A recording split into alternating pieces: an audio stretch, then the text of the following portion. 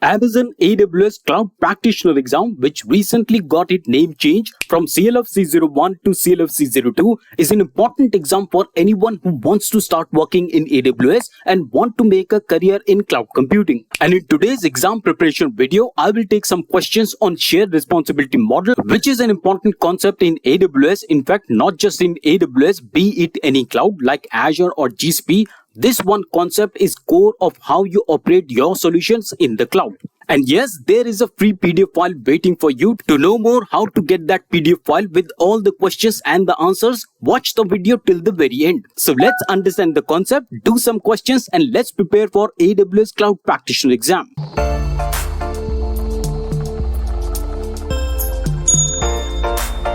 So let's begin today's episode with question number 46, part 6. It says, which tasks are the responsibility of the customer according to AWS shared responsibility model? And you have to choose two correct options. And your options are patch the Amazon RDS operating system, upgrade the firmware of the network infrastructure. Option C is manage data encryption. Option D says maintain physical access control in AWS region. And lastly, grant least privilege access to IAM users. So let's check out the first correct option, and that is option number C, manage data encryption. And then we have option E, grant least privilege access to IAM users. So before we move any further, let's first understand a little bit about AWS shared responsibility model. So here is the official documentation on shared responsibility model. And this one says that the security and compliance are shared responsibilities between AWS and the customers. And depending upon the services deployed, this shared responsibility model can relieve the customer's operational burden. And this is because AWS operates, manages, and controls the components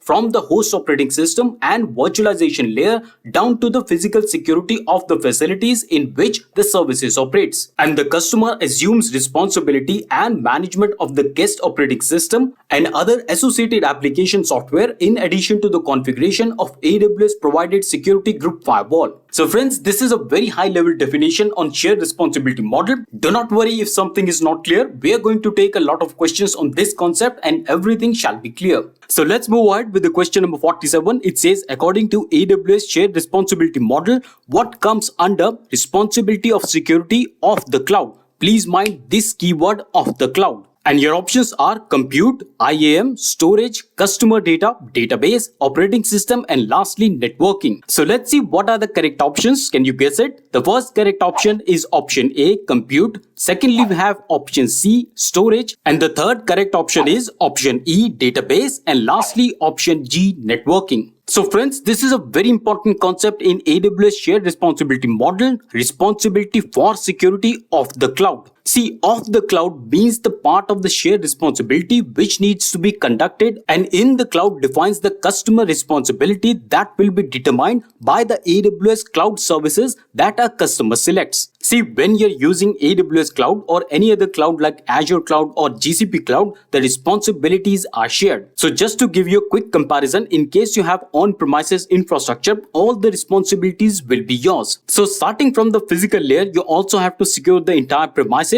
You have to build networks, databases, storage, compute, and not just that, you're also responsible for the applications and the softwares that run on premises. So that means you're also responsible for the customer data, the operating system, the application itself, and also managing the access to the application. But when you move to the cloud computing, the responsibilities are shared. So for example, when we are talking about off the cloud, in this case, we are talking about the responsibilities that will be fulfilled by AWS itself. For example, AWS will be responsible for the compute part, storage, databases, and building network. But then on the other hand, if you talk about in the cloud, in this case, we are talking about the responsibilities that will be shared by the customers. So let's take one question on the responsibility for security in the cloud. Here comes the question number 48, and this one says that according to AWS shared responsibility model, what comes under responsibility for security in the cloud? So please mind the change. In the previous question, we had here off the cloud, but in this question, we have in the cloud. So please read the questions very carefully when answering the questions. And here, once again, the options are same: compute, IAM, storage, customer data, database, operating system, and networking. So let's check out the correct answer. On number 1, the correct option is option B, IAM.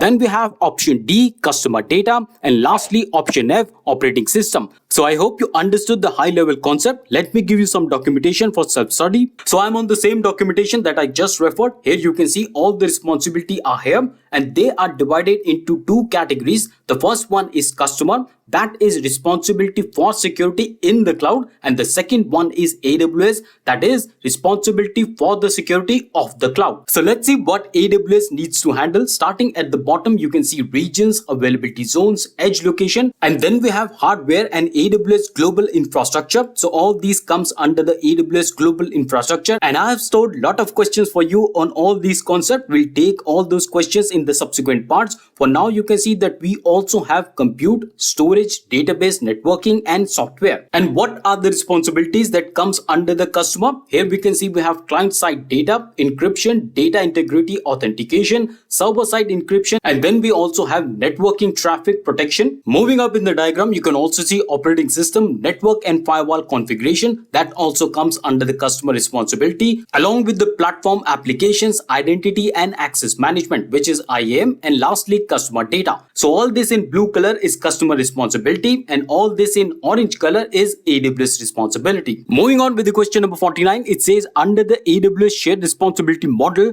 which task is the customer's responsibility when managing AWS Lambda functions? Your options are creating versions of the Lambda function. Option B is maintaining server and the operating system. Option C says scaling Lambda resources according to the demand. And the last option, option D, says updating the Lambda runtime environment. So have you already guessed the answer? Well, the correct answer is option A, creating versions of the Lambda functions. Okay, so let me take one more variation of the same question and then I will share some documentation. Question number 50 says, what is the customer responsibility under the AWS shared responsibility model when it comes to using AWS Lambda? And your options are maintenance of underlying Lambda hardware. Option B is maintenance of the Lambda networking infrastructure. And the option C is the code and the libraries that run in the Lambda functions. And lastly, the Lambda server software. And the correct answer for this question is option C, the code and the libraries that run in the Lambda functions. And now comes the documentation on AWS Lambda. So under the AWS shared responsibility model,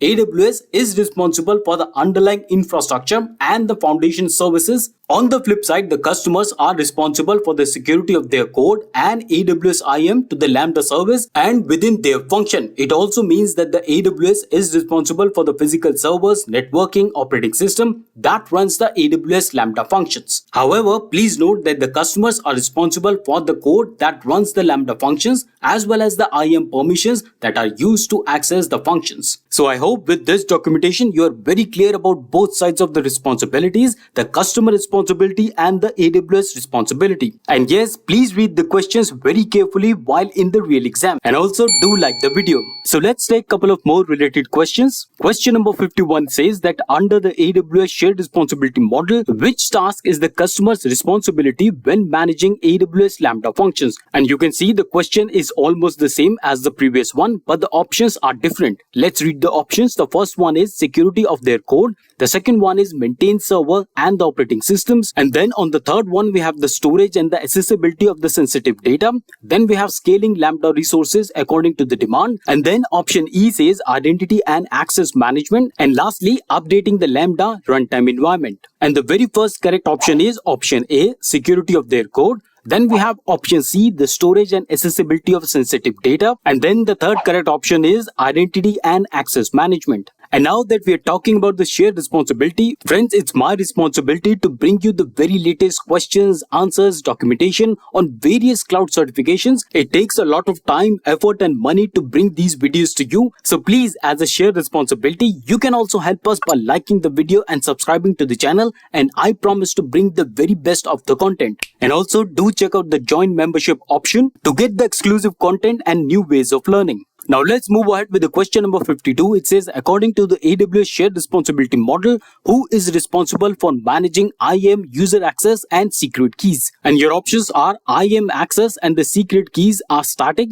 so there is no need to rotate them. And option B is the customer is responsible for rotating the keys. Option C says AWS will rotate the keys whenever required. And the last option D says the AWS support team will rotate the keys when requested by the customer. And the correct answer for this question is option B. The customer is responsible for rotating the keys. So many questions today on shared responsibility model, and the reason is very simple. It's a very important topic and surely you will get some questions out of these. And now let's move to the question number 53. It says, which of the following is a benefit of moving from an on-premises data center to the AWS cloud? Your options are: compute instances can be launched and terminated as needed to optimize cost. The second option is compute costs can be viewed in AWS billing and cost management console. Option 3 is users retain full administrative access to their compute instances. And finally, users can optimize costs by permanently running enough instances at peak load. And of course, the correct answer for this question is option A. Compute instances can be launched and terminated as needed to optimize cost. Question number 54 says that which of the following are the advantages of cloud computing?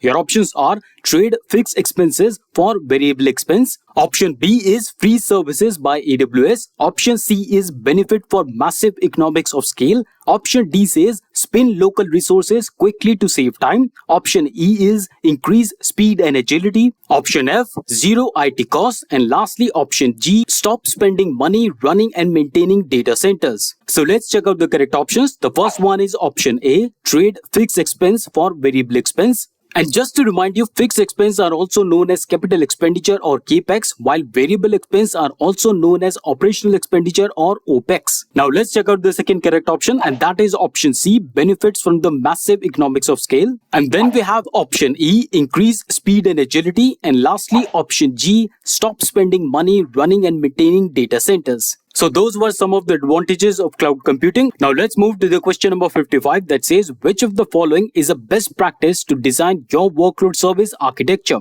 And your options are: design tightly coupled components. Option B is build a single application component that can handle all application functionality. And then option C is make large changes on fewer iterations to reduce chances of failure. And lastly, avoid monolithic architecture by segmenting workloads. And the correct answer for this question is option D, avoid monolithic architecture by segmenting workloads. And here comes the AWS design principle. The operational excellence pillar focuses on running and monitoring system and continually improving processes and procedures. Key topics include automating changes, responding to the events, defining standards to maintain daily operations. We will take more questions on the design principles of AWS in the subsequent episodes. And friends, if you want the free PDF file for all the questions and the answers of this video, then send me the correct answer for the question number 46, 49 and 55. And please make a note, you must be subscribed to the channel to avail this free PDF.